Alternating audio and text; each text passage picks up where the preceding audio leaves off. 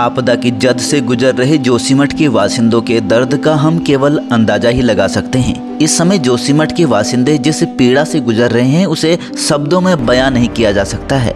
घरों में दरारें पड़ने से जहां लोगों के बच्चों का भविष्य ओझल होने लगा है और परिवार की आजीविका पर भी संकट खड़ा हो गया है, वहीं बच्चों की शादियां भी टूटने की कगार पर पहुंच गई हैं। जिन घरों में बच्चों की शादी की तैयारियां बड़े जोरों से चल रही थी, वहां अब शादी कैसे हो इस बात की चिंताएं परिजनों को सता रही हैं।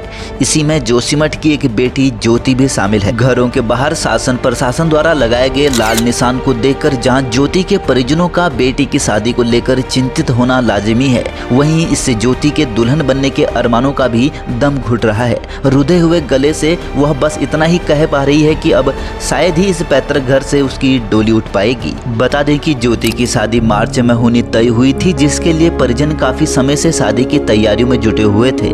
परिजनों के मुताबिक शादी के लिए जरूरी सामान की खरीदारी चल रही थी। देहरादून से ढेर सारा सामान खरीदकर उनके घर में रख दिया गया था, लेकिन अब उन्हें नहीं लगता कि उनकी बेटी की डोली उनके पैतृक घर जोशीमठ से उठ पाएगी। शासन प्रशासन से नाराज ज्योति की मां का तो यह भी कहना है कि अब उन्हें यह समझ नहीं आ रहा है कि ऐसी परिस्थिति में क्या करें और कहां जाएं। शादी के लिए खरीदा गया जरूरी सामान कहां रखा जाएगा, यह भी समझ नहीं आ रहा है।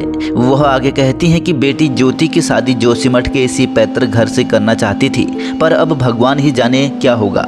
उधर दूसरी ओर बाबुल के घर से विदा होकर डोली में बैठने का अरमान देख रही ज्योति को तो जैसे संकट की इस घड़ी में कुछ समझ ही न आ रहा हो। वह रुधे हुए गले से सिर्फ यही कह पा रही है कि मायके से विदाई हर किसी लड़की का सपना होता है, परंतु अब मुझे नहीं लगता कि मेरी डोली मेरे ही घर से जाएगी।